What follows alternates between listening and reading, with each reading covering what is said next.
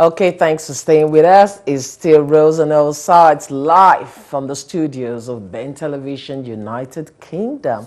Yes, they are here with me. We applaud them. We welcome them with pop and pageantry. The Miss and Mr. Teen Nigeria UK pageant winners. How are you guys doing? We're good. You're welcome. I'm not seeing any excitement. So you're giving me this. Yeah, we're cool. We're happy.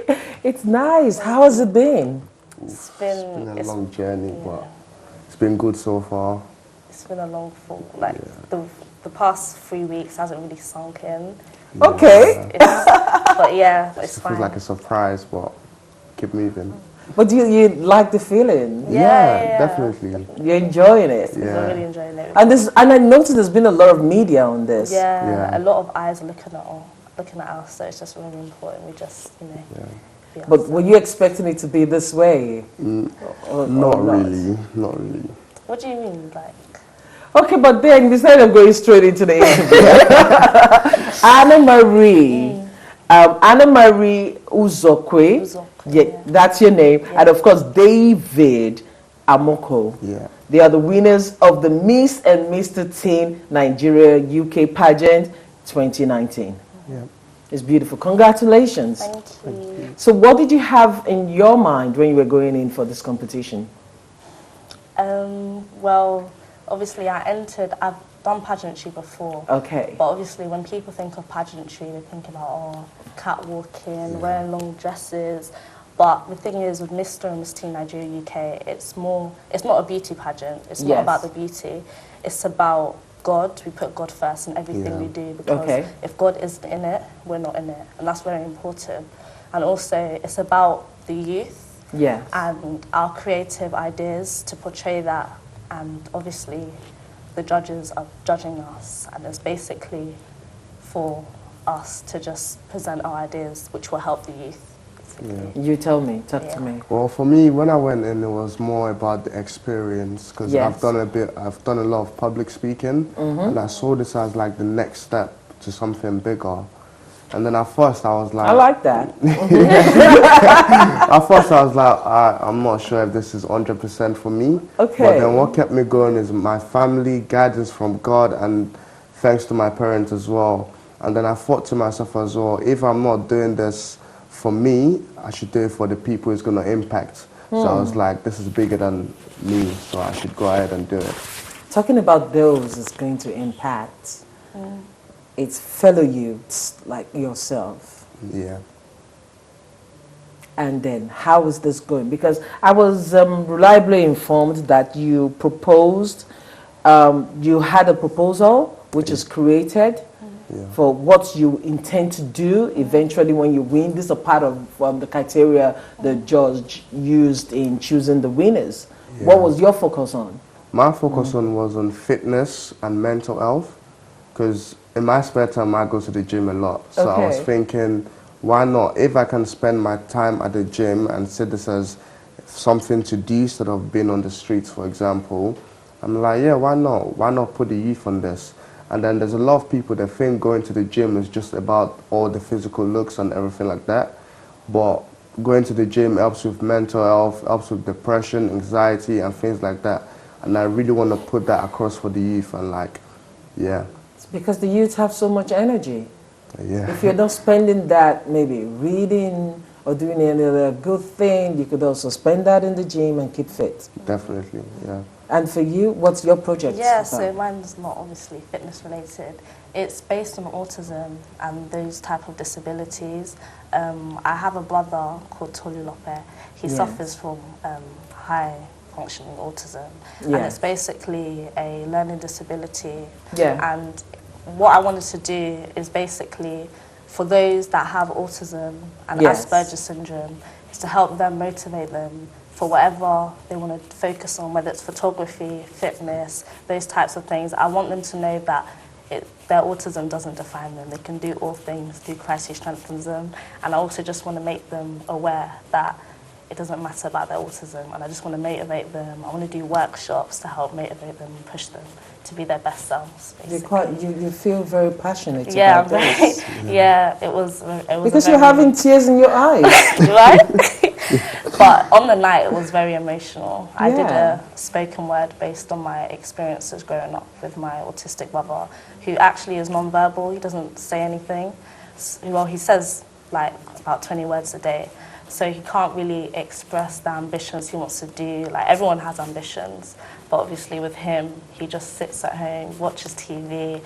I don't, How old is he? He's 27. Okay. So it's been a long, it's been a long time. So that's basically my platform, and I just want others that can actually verbalize their ambitions, with those on the spectrum, to just, That's basically. good. That's good. And one of the focus you guys have is a campaign on mental health and knife crime. Yeah. So have you taken this up? Yeah. So Mariah is actually the founder. Mariah Adejokun. If you search up Mr. and Miss Teen Nigeria, you'll see it. She founded this based on, she's been through a lot. She's been bullied. You will read about it online. She's been bullied. She entered Miss Teen Africa in 2015. And she's had this idea to form this platform for quite a while. And obviously, a big issue in London, especially, is the rise in knife crime epidemic and mental health. As you know, like, mental health is seen as a taboo in the African community, especially with Nigerians. We don't want to talk about it. Exactly. So we need to get more people speaking about it, and those two issues are what we're focusing on, as it's very important. But Okay, I'm going to find out next how you're going about it, but you are young, fine men here.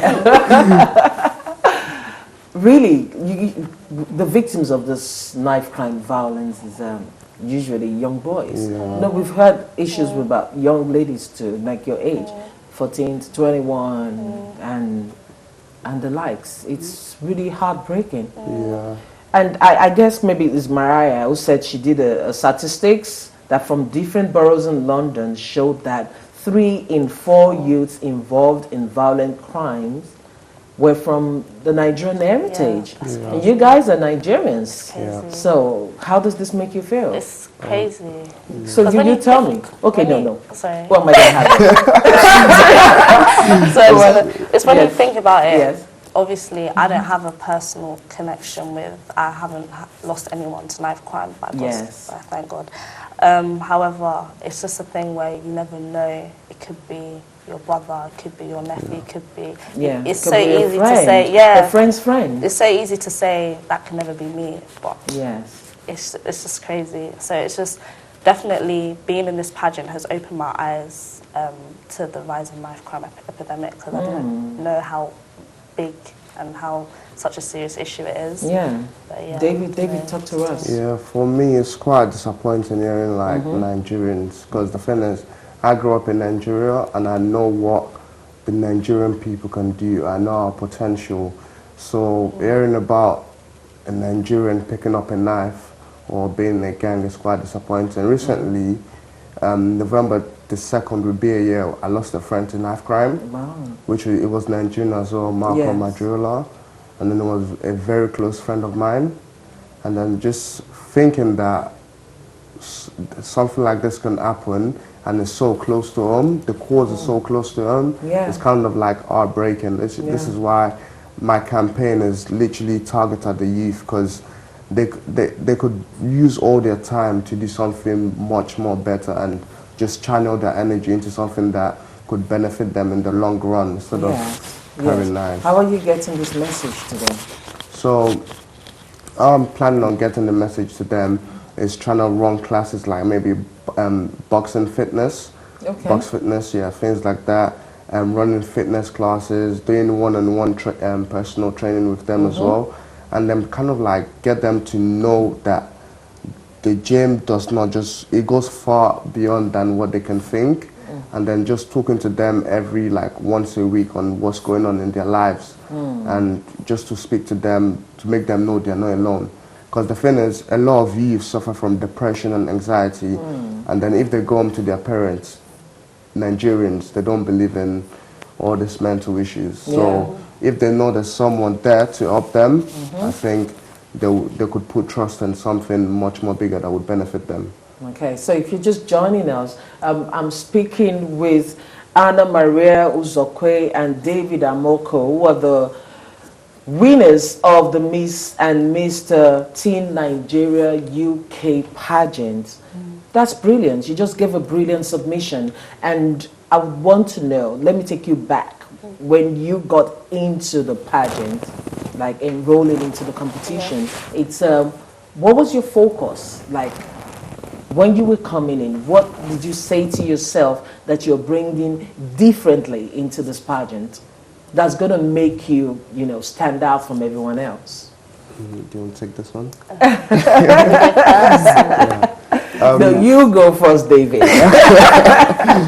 I think for me, I think my campaign was more close to home, like in terms of Nigeria and the UK, as my campaign targeted the things that are really of concern in the community. And I think we shouldn't leave it for like the future. Why not deal with it now while it's going on? Yes. Because there's like a lot of things, a lot of people put like projects and things against knife crime, but they don't actually act on it.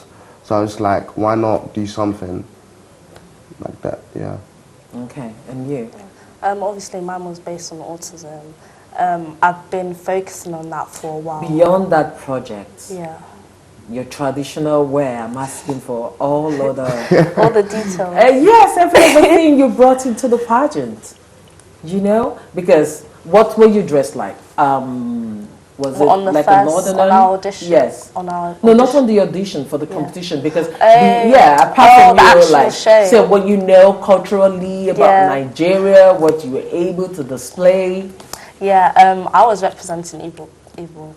My dad's Igbo, my mom's Yoruba. Yes. But obviously, for the culture, it was really good because I got to research more about my Igbo culture and just do more on that.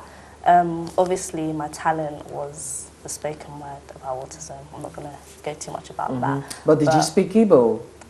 Kedu. Yeah, I'm not. How many I'm words not do you fluent. speak in Igbo? I'm not fluent in Igbo, but I know like 5 words. or 5 so. words. I'm learning. It's good. I mean, you're making an effort. So that's Yeah, pretty but it's good. definitely pushed me out my comfort zone. Obviously, Yes. I grew up in this country, surrounded by white. Like that's the majority. So this platform has really helped me to really embrace my culture and really just understand where I come from. I'm an Igbo girl, so yeah. Thank you, David. I represent the people of Calabar. Well, none of... Are you? Oh, I'm not Calabar, but we had to represent something. It was like Okay, because I thought you were Yoruba. Yeah, I am Yoruba.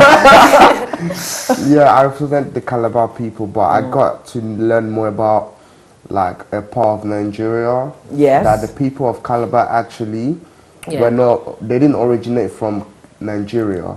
They traveled around till today. We still don't know where they came from. The Calabars. Yeah, that's the funny thing. So yeah, it was just so fascinating and interesting researching about a certain area of the country which I never knew were that interesting or yeah. But yeah, I'm Yoruba. My full name is Oluwamayowa. So But that's good. But I would say this has opened a whole new vista for you. Yeah. You've learned a lot and looking forward. Where do you go from here? Big places. Obviously, throughout the next 11 months, we're obviously focusing on our campaigns individually, mental health, knife crime. Mariah has organised a lot of events, so we're working with a lot of organisations regarding this. I'm actually going back to my old secondary school soon to talk about autism and how far I've come, because I never thought I'd be here. It's only by the grace of God I'm here. Yeah. So I'm just trying to do more public speaking and really just help myself grow. That's what this whole platform was for. Simply beautiful. Honestly, it's just amazing. Because when you think about it, Mariah, she's given us this platform to help others. And when you think about it, it's like a domino effect because she's, do you know what I mean? We're just helping. Yeah. But it's a beautiful thing and I'm so and grateful. yeah, well, she said it all, but for me, from here on, I was thinking yesterday, and I will act on this. I'm thinking of starting a fitness society in my university.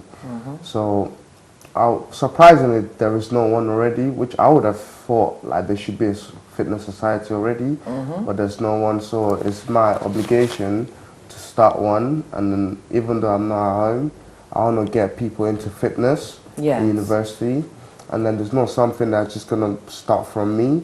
But as year go on, people will take over, so it becomes a culture. And then from there, it raises awareness. This is beautiful. I really applaud what you guys are doing. Congratulations once again. Thank you. The sky isn't even the limit, like you said. And don't get stuck on Instagram and the likes. You know, keep taking that message out. And I'm sure when your peers see you and what you're doing, they all want to, you know. I just want to say a big thank you to my friends and my family for getting me this far. Like, I couldn't have done it without them. So yeah, thanks mom, thanks dad.